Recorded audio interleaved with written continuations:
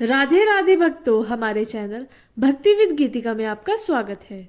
भक्तों, आज की इस वीडियो में हम आपको श्री प्रेमानंद जी महाराज के जीवन के बारे में बताएंगे।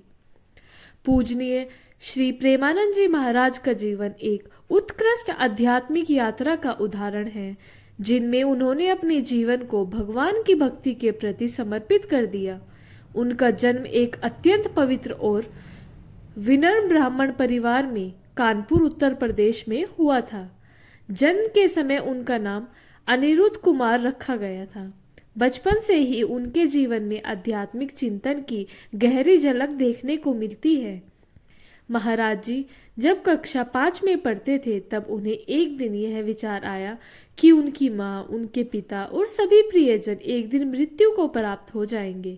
इस भावना में उन्हें भीतर से झकझोर दिया। उन्हें यह एहसास हुआ कि इस संसार में कोई भी स्थायी नहीं है, सब कुछ नश्वर है। इस विचार ने उनके मन में एक गहन जिज्ञासा उत्पन्न की कि कैसे अपना माने, किसके साथ हमेशा रहे, क्योंकि कोई भी यहाँ सदैव के लिए नहीं है। यही विचार उन्हें इस निष्कर्ष पर लाया कि केवल भगवान ही एकमात्र ऐसे हैं जो हमेशा हमारे साथ रह सकते हैं, चाहे सुख हो या दुख हो। भगवान की प्राप्ति की तीव्र इच्छा के कारण मात्र 13 वर्ष की आयु में उन्होंने घर का त्याग कर दिया और वाराणसी की ओर प्रस्थान किया। वाराणसी के घाटों पर उन्होंने तपस्या शुरू कर दी। उनके पिता उन्हें मनाने आए, लेकिन महाराज जी ने उनसे कहा कि उन्हें भगवान की प्राप्ति करनी है। उनके पिता ने उन्हें अनुमति दी, लेकिन एक शर्त पर कि वे किसी भी अनुचित या गंदे आचरण में लिप्त नहीं होंगे। महाराज जी ने अपने पिता को वचन दिया कि केवल वे भगवान की प्राप्ति के लिए समर्पित रहेंगे और किसी भी अनुचित कार्य में लिप्त नहीं होंगे। वाराणसी में महाराज जी का जीवन अत्यंत कठिनाइयों से गुजरा। उन्होंने एक कठोर तपस्या की, जिसमें उनका नित्य नियम था कि वे गंगा नदी के किनारे दिन में 3 बार स्नान करते थे, तुलसी घाट पर एक विशाल पीपल के वृक्ष के नीचे ध्यान लगाते थे और भोजन के लिए वे भिक्षा पर निर्भर थे। उन्हें दिन में केवल 1 बार भिक्षा मांगते थे। कई बार उन्हें कई दिनों तक भोजन के लिए भी प्राप्ति नहीं होती थी, केवल गंगाजल पीकर ही रहना पड़ता था।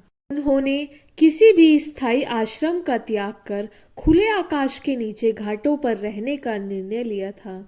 सर्दी के मौसम में भी वह 3-3 बार गंगा स्नान किया करते थे और उनके पास शरीर ढकने के लिए केवल एक मोटा कपड़ा था। उन्होंने एक साधारण वस्त्र पहनकर इस कठिन तपस्या को जारी रखा। महाराज जी कहते हैं कि भगवान की कृपा से उन्हें कोई भी बीमारी नहीं हुई। उनके तपस्वी जीवन में सबसे बड़ी कठिनाई तब आई जब उनकी दोनों किडनियां खराब हो गई।